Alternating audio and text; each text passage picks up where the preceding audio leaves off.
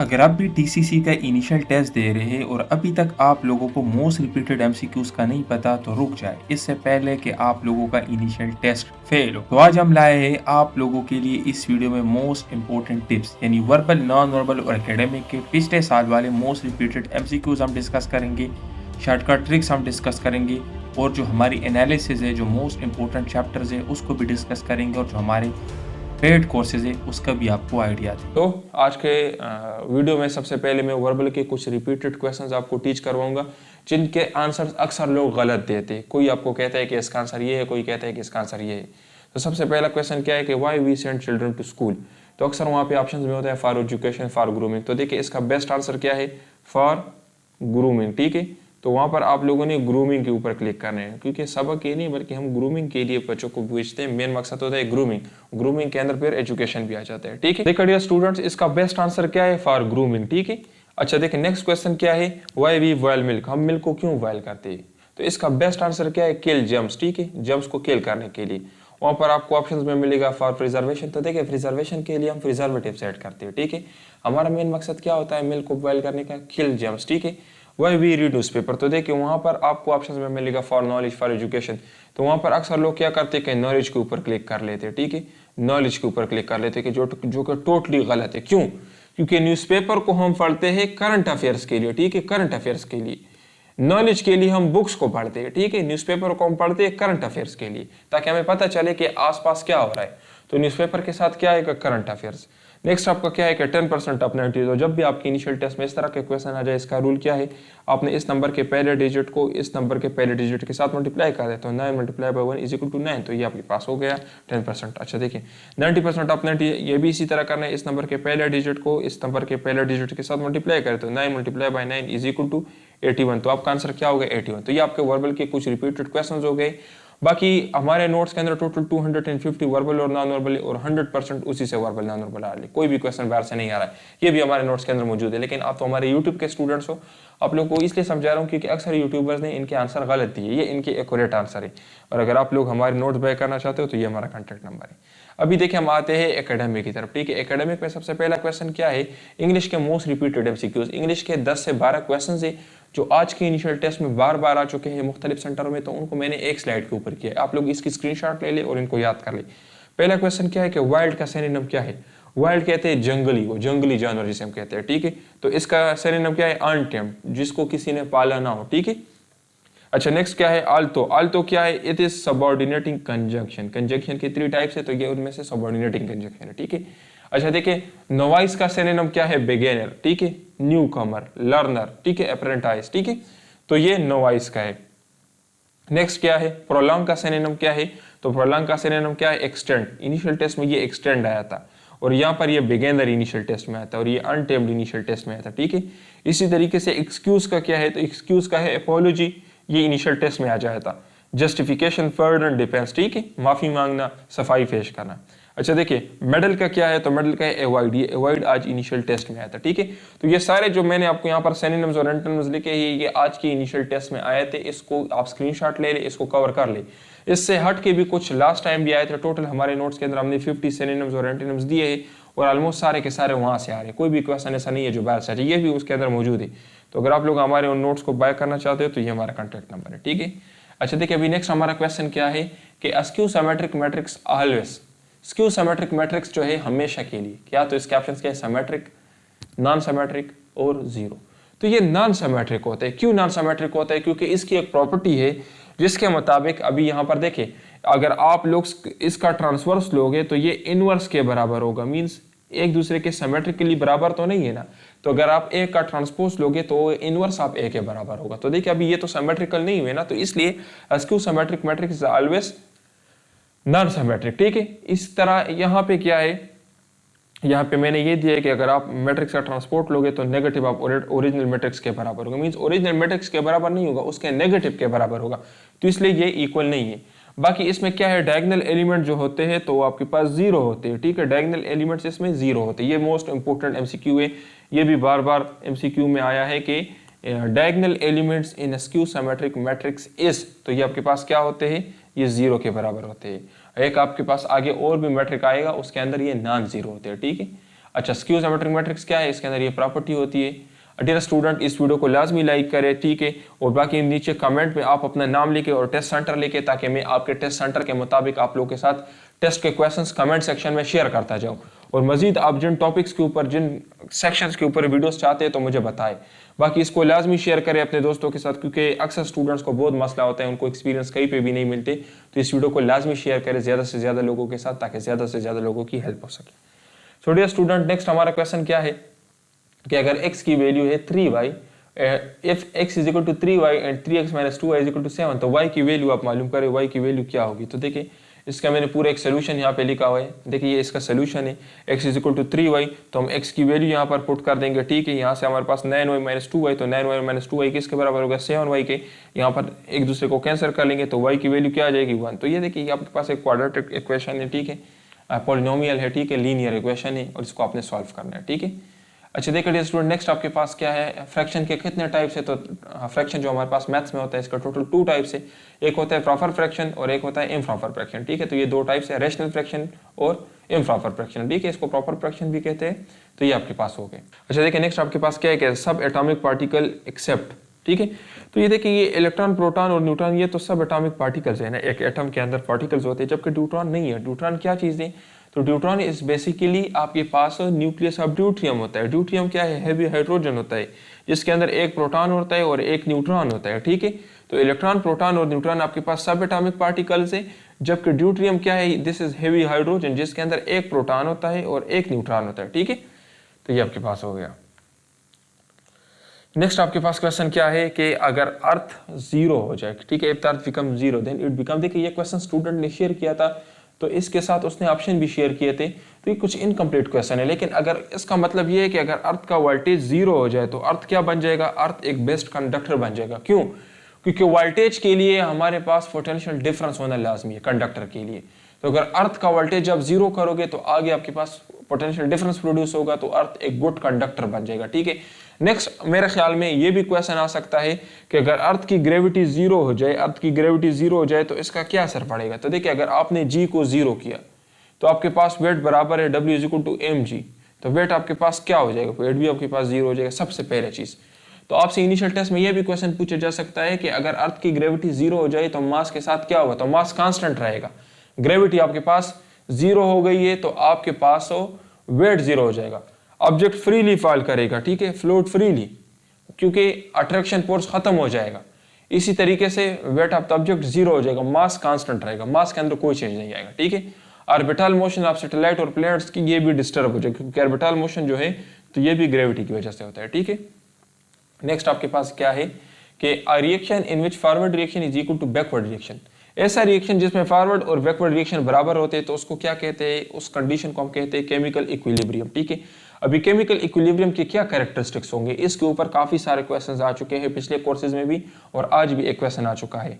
आज कौन सा क्वेश्चन आ चुका है, आज ये क्वेश्चन आ चुका है कि इसमें कंसंट्रेशन सिर्फ बराबर होगा, ठीक है, कंसंट्रेशन, और रिएक्शन स्टॉप नहीं होगा, रिएक्शन कंटिन्यू होगा। तो ये क्वेश्चन आज आ चुका है।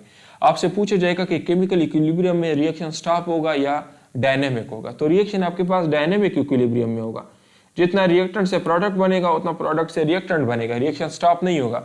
ये हमेशा रिवर्सिबल होता है। रिवर्सिबल का क्या मतलब है कि रिएक्शन से प्रोडक्ट बनेगा और प्रोडक्ट से रिएक्टेंट्स बनेगा, ठीक है। और ये क्लोज सिस्टम में आपके पास पॉसिबल होगा, जिसके अंदर एक्सचेंज ऑफ मैटर ना हो, क्लोज सिस्टम के अंदर, ठीक है। अब यहाँ पर देखिए स्टूडेंट कुछ इसके की पॉइंट्स है केमिकल इक्विलिब्रियम के। तो ये सिर्फ और सिर्फ टेम्परेचर के ऊपर डिपेंड करता है। ये क्वेश्चन काफी मरतबा इनिशियल टेस्ट में पूछा गया है, मुख्तलिफ टेस्टों में। अब इसका क्या मतलब है, लेट सपोज अगर आपको बताया जाए कि एक रिएक्शन के अंदर केमिकल इक्विलिब्रियम अटेंड हो चुका है और आपने रिएक्टेंट्स की कंसंट्रेशन को इंक्रीज किया, तो अभी केमिकल इक्विलिब्रियम के साथ क्या होगा, डिस्टर्ब होगा, रिमेन द सेम होगा, या जल्दी अचीव होगा। तो आपका आंसर क्या होगा, रिमेन द सेम होगा।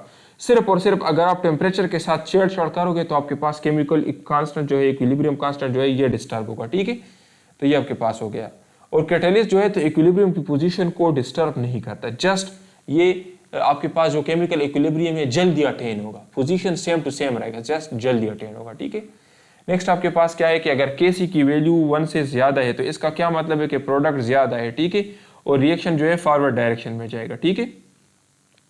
अच्छा अगर Kc की वैल्यू 1 से कम है तो इट मींस के रिएक्टेंट ज्यादा है और आपके पास रिएक्शन बैकवर्ड डायरेक्शन में है, इट मींस के रिएक्टेंट की डायरेक्शन में गए। तो ये देखिए तो आपके पास डायरेक्शन ऑफ रिएक्शन आप ऐसे मालूम कर सकते हैं, ठीक है, डायरेक्शन ऑफ रिएक्शन ये मोस्ट इंपॉर्टेंट है। ये 2 पॉइंट जो लास्ट है कि अगर के की वैल्यू इक्विलिब्रियम कांस्टेंट की वैल्यू 1 से ज्यादा होगी तो इट मीन्स कि आपके पास प्रोडक्ट ज्यादा है और रिएक्शन क्या है, फॉरवर्ड डायरेक्शन में फेवर करेगा, और दूसरे केस में रिवर्स डायरेक्शन में। ठीक, तो सबसे पहले हम टेस्ट पैटर्न से रिलेटेड आपको बताता जाए। जिस तरह आपको पता है कि आपके टेस्ट के अंदर 84 वर्बल्स होते हैं, 64 नॉन वर्बल होते हैं और 30 मिनट का टाइम आपको दिया जाता है इनको सॉल्व करने के लिए। वर्बल नॉन वर्बल में मेन चीज़ क्या है, टाइम मैनेजमेंट, क्योंकि यहाँ पर क्वेश्चंस काफ़ी ज़्यादा होते हैं, टाइम कम होता है, तो कम टाइम में ज़्यादा क्वेश्चन सॉल्व करने के लिए आपको ट्रिक्स आने चाहिए और आप लोग को मोस्ट रिपीटेड एमसीक्यू का पता होना चाहिए। तो इस वीडियो के अंदर मैंने ट्रिक्स भी आप लोगों को पढ़ाए हैं, उसी तरह के ट्रिक्स आप लोगों ने अप्लाई करनी है। और इसके अलावा जो हमारे पेड कोर्सेज है तो उसके अंदर टोटल 350 क्वेश्चंस हमने कवर किए हैं ट्रिक्स के साथ, और अगर आप उनको कवर कर लेते हैं तो 100% वही क्वेश्चंस आपके टेस्ट के अंदर आएंगे।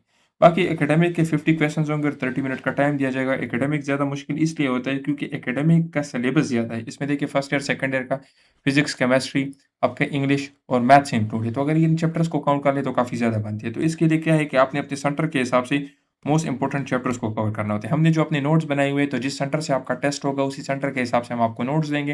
अगर आप सिर्फ उन नोट्स को कवर कर लेते हैं तो उससे आपका टेस्ट क्लियर हो जाएगा। उसके अंदर हाई यील्ड की पॉइंट्स हमने इंक्लूड किए हुए हैं। इसके अलावा देखिए स्टूडेंट सिर्फ टेस्ट पास करना मकसद नहीं है, आपने टेस्ट के अंदर 90% से ज़्यादा मार्क्स लेने हैं मेरिट में आने के लिए, क्योंकि टीसीसी के अंदर मेरिट काफ़ी ज़्यादा होता है। और अगर आपने इतने मार्क्स लेने हैं, इतने ज़्यादा नंबर आपने लेने हैं तो उसके लिए आपने बेहतरीन तैयारी करनी है और बेहतरीन तैयारी के लिए आप हमसे रब्ता कर सकते हैं। नेक्स्ट हमारा क्वेश्चन क्या है कि factors affecting rate of reaction. Rate of reaction किन फैक्टर्स के ऊपर डिपेंडेंट है? तो अगर आप कंसंट्रेशन को इंक्रीज करोगे तो आपके पास रिएक्शन जल्दी होगा, ठीक है, फास्टर रेट होगा। क्यों? क्योंकि आपके पास हो कोलिजन ज्यादा होगी, कोलिजन रिएक्शन करता है। अगर आप टेम्परेचर को इंक्रीज करोगे तो आपके पास रिएक्शन इंक्रीज होगा, जल्दी होगा, ठीक है। अगर आप सरफेस एरिया को इंक्रीज करोगे तो भी आपके पास फास्टर रिएक्शन होगा। तो इन तीनों पॉइंट्स के ऊपर आज इनमें से एमसीक्यूज आ चुके हैं कि if you increase the concentration then the reaction will be faster. और केमिकल इक्विलिब्रियम जो है KCO कांस्टेंट रहेगा, उसके ऊपर इसका कोई असर नहीं होगा, सिर्फ टेम्परेचर उसको डिस्टर्ब करेगा, ठीक है। कैटलिस्ट जो है तो ये क्या काम करता है, तो ये एक्टिवेशन एनर्जी को लोअर करता है, तो ये क्वेश्चन भी आ चुका है, ठीक है। और इंक्रीज करता है रेट को, क्यों? क्योंकि अभी बहुत सारे रिएक्टेंट्स रिएक्शन को जल्दी अटेंड करेंगे, ठीक है। नेक्स्ट आपके पास क्या है, प्रेशर। तो प्रेशर आपके पास क्या करता है, जो गैसियस रिएक्शंस होते हैं तो उसके ऊपर प्रेशर का भी असर होता है। अगर आप प्रेशर को इंक्रीज करते हो तो आपके पास रिएक्शन इंक्रीज होता है, ठीक है। नेक्स्ट आपके पास क्वेश्चन क्या है, गैल्वेनिक सेल जो है इसको वोल्टिक सेल भी कहते हैं। तो क्वेश्चन आया है कि a system which convert chemical energy into electrical energy is called, तो ये आपके पास सेल होता है, ठीक है। इसको गैल्वेनिक सेल या वोल्टिक सेल आप कह सकते हैं। अभी इसके अंदर कुछ प्रॉपर्टीज है, तो देखिए गैल्वेनिक सेल क्या है, ये स्पॉन्टेनियसली इलेक्ट्रिसिटी को प्रोड्यूस करता है। इलेक्ट्रोलाइटिक सेल जो है तो ये नॉन स्पॉन्टेनियस है। तो ये स्पॉन्टेनियस और नॉन स्पॉन्टेनियस के ऊपर पिछले साल क्वेश्चन आ चुके हैं, ठीक है। अच्छा देखिए नेक्स्ट आपके पास क्या है कि एनोड जो है तो नेगेटिवली चार्ज होता है गैल्वेनिक सेल में, जबकि पॉजिटिवली चार्ज होता है इलेक्ट्रोलाइटिक सेल में। इसके ऊपर आज क्वेश्चन आया, ठीक है, आज ये क्वेश्चन आया है कि anode in a electrolytic cell is, तो आपके पास पॉजिटिवली चार्ज होता है, जबकि गैल्वेनिक सेल में तो ये नेगेटिवली चार्ज होता है, ठीक है। तो इस तरह के टेक्निकल क्वेश्चंस भी आपके टेस्ट में आ सकते हैं। जस्ट ये नहीं कि बस आप फजूल तरह के नोट्स ले लेते हो। यूट्यूब पे आपको लोग कहते हैं कि हम आपको 500 में नोट दे देंगे, 600 में नोट दे देंगे और आप उनसे नोट्स ले लेते हो। आप देखिए ग्रेड 17 के लिए आपने अप्लाई किया है, आप ऑफिसर बनने जा रहे, तो 500-600 में आपको जस्ट लोग पैसे बटोर रहे, कोई आपको तैयारी नहीं करवा सकता। क्योंकि ज़ाहिर सी बात है, अभी आप देखिए इस वीडियो के ऊपर, एक वीडियो के ऊपर जो हम यूट्यूब पे अपलोड करें, 5 से 6 हज़ार खर्चा हमारे एक वीडियो के ऊपर आ रहा है, तो कोई आपको किस तरह 400 में नोट्स दे सकते हैं। तो आप लोग उन स्कैमर से बचे और आप खुद समझदार है। आप हमारे लेक्चर्स दे के, हमारे नोट्स दे के, बाकी जो आपको तो कह रहे हैं कि हमारे पास नोट्स अवेलेबल है वो दे के आपको खुद पता चल जाएगा इंशाल्लाह, ज़मीन और आसमान का डिफरेंस होगा इनमें। अच्छा देखिए इलेक्ट्रॉन फ्लो करते हैं किससे, एनोड से कैथोड की तरफ। एनोड क्या है, anode is a negatively charge, ठीक है। देखिए एनोड, एनोड का क्या मतलब है, अ नेगेटिवली चार्ज, ठीक है। अच्छा देखिए नेक्स्ट आपके पास क्वेश्चन क्या है कि यूनिट ऑफ पावर। तो पावर का यूनिट क्या है, वाट, ठीक है। अच्छा पावर क्या है, rate of doing work is called power. आप जिस स्पीड के साथ काम कर रहे हो तो इसको पावर कहते हैं, ठीक है। अच्छा देखिए नेक्स्ट के कमर्शियल यूनिट क्या है, तो किलोवाट फॉर किलोवाट हावर है, ये कमर्शियल यूनिट है इलेक्ट्रिसिटी की। आज इनिशियल टेस्ट में क्या क्वेश्चन आया था, आज इनिशियल टेस्ट में ये वाला क्वेश्चन आया था कि 1 किलोवाट हावर कितने जाउल्स के बराबर होता है, तो 3.6 मल्टीप्लाई बाय 10⁶ जाउल के बराबर होता है। नेक्स्ट पिछले साल कौन सा क्वेश्चन आया था कि 1 हॉर्स पावर कितने वाट के बराबर होते हैं, तो 1 horsepower is equal to 746 watt. ये इनिशियल टेस्ट में क्वेश्चन इस बार भी आ सकता है, ठीक है। अच्छा देखिए नेक्स्ट आपके पास क्वेश्चन क्या है कि dry distillation of calcium acetate. ये मैंने पिछले वीडियो में भी समझाया था आप लोगों को, आज दोबारा ये क्वेश्चन आ चुका है कि dry distillation of calcium acetate, इससे क्या बनता है, एसीटोन बनता है और कैल्शियम कार्बोनेट बनता है। तो देखिए ये कैल्शियम एसीटेट है, अगर आप इसकी ड्राई डिस्टिलेशन करते हो कैल्शियम की मौजूदगी में तो आपके पास क्या बनता है, एसीटोन बनते हैं और कैल्शियम कार्बोनेट बनता है। कैल्शियम कार्बोनेट आपके पास एक बाय प्रोडक्ट है, बाय प्रोडक्ट किसे कहते हैं, जिसकी हमें ज़रूरत नहीं है लेकिन फिर भी वो बन रहा है। और एसीटोन जो है, एसीटोन इज बेसिकली कीटोन, तो ये हमारे पास क्या है, मेन रिएक्टेंट है, हमारा मेन प्रोडक्ट है, ठीक है। और इसमें क्या आपके पास यूज हो रहा है, कैल्शियम यूज हो रहा है ड्राई डिस्टिलेशन में, ड्राई एनवायरनमेंट में, ड्राई चैम्बर के अंदर हो रहा है ये रिएक्शन, ठीक है। नेक्स्ट आपके पास क्वेश्चन क्या है, डायगोनल मैट्रिक्स। देखिए वहाँ पर आपने स्क्यू सिमेट्रिक मैट्रिक्स पढ़ा था, यहाँ पर आप डायगोनल मैट्रिक्स पढ़ो। स्क्यू सिमेट्रिक मैट्रिक्स के अंदर डायगोनल एलिमेंट जो होते हैं वो जीरो होते हैं, यहाँ पर क्या होते हैं, नॉन जीरो होते हैं, ठीक है। डायगोनल मैट्रिक्स सारे एलिमेंट्स इसके अंदर जीरो होंगे एक्सेप्ट डायगोनल। तो देखिए ये जो आपको डायगोनल मैट्रिक्स आ रहे हैं ना, यहाँ पर ये जीरो नहीं होंगे, जबकि स्क्यू सिमेट्रिक में ये जो डायगोनल मैट्रिक्स है ये जीरो होंगे। और आपके पास यहाँ पर डायगोनल मैट्रिक्स के अंदर इनकी वैल्यू जीरो नहीं होगी, बाकी सारे एलिमेंट्स क्या होंगे, जीरो होंगे, ठीक है। तो ये क्वेश्चन बार बार इनिशियल टेस्ट में आ सकते हैं। सो डियर स्टूडेंट, अगर आप अपने टेस्ट को गारंटी के साथ क्लियर करना चाहते हैं तो इसके लिए आपको ऑनलाइन नोट्स लेने की ज़रूरत होगी। सो डियर स्टूडेंट, अगर आप अपने टेस्ट को गारंटी के साथ क्लियर करना चाहते हैं तो इसके लिए आपको बेहतरीन रिसोर्स की ज़रूरत हो जो आपकी सारी नीड्स को पूरी करे, वर्बल, नॉन वर्बल, एकेडमिक और पास पेपर्स की, और आपकी प्रैक्टिस भी अच्छी तरीके से हो। तो इसी ज़रूरत को मद्देनज़र रखकर हमने टेस्ट पासिंग गारंटीड नोट्स बनाए हुए हैं, जिसके अंदर हम आपको वर्बल देंगे, नॉन वर्बल देंगे। वर्बल और नॉन वर्बल का टोटल 350 क्वेश्चंस मैं दूंगा विद ट्रिक्स, और 100% उसी से आपके टेस्ट में आएंगे। फिर हम आपको कंप्लीट एकेडमिक भी देंगे और ये सेलेक्टेड नोट्स होंगे, यानी जिस सेंटर से आपने टेस्ट देना है उसी सेंटर के मुताबिक आपको नोट्स देंगे। इसके साथ प्रैक्टिस टेस्ट भी आपको मिल जाएगा, टीचर सपोर्ट भी मिल जाएगा। अगर नोट्स में किसी चीज़ की समझ नहीं आती तो आप टीचर से पूछ सकते हो, आपको गाइड करेगा। इन नोट्स की जो नॉर्मल फीस है वो 6000 है, अभी हमने इसके ऊपर डिस्काउंट लगाया हुआ है, ये आपको मिलेंगे 4500 के। आपने इस नंबर पर रब्ता करना है, हम आपको ऑनलाइन देंगे व्हाट्सएप के थ्रू। सो अपना बहुत ख्याल रखिए, वस्सलाम।